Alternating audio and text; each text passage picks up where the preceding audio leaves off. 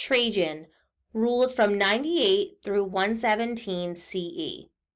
Viewed as one of the greatest emperors, Trajan was highly respected by the Senate and beloved by the people.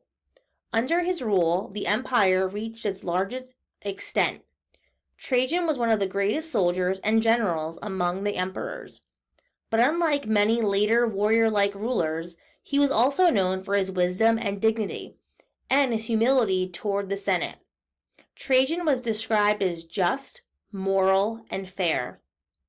Trajan abolished trials for high treason, which had previously made Rome a scene of terror, restored freedom of speech to the Senate, and bound himself by oath to observe the laws. Trajan founded public schools for poor children, increased the number of poor citizens who received free grain from the state, and set up a fund to look after the poor. He also founded the Ulpian Library at Rome and created magnificent buildings, roads, and bridges across the empire.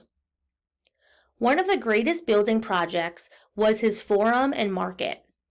An ancient form of a shopping mall, Trajan's Forum, was a 3-story, semicircular building. Luxury items such as silks were sold at the market, together with everyday items and food. There were also restaurants and bars. Ruins of the market can still be seen in Rome.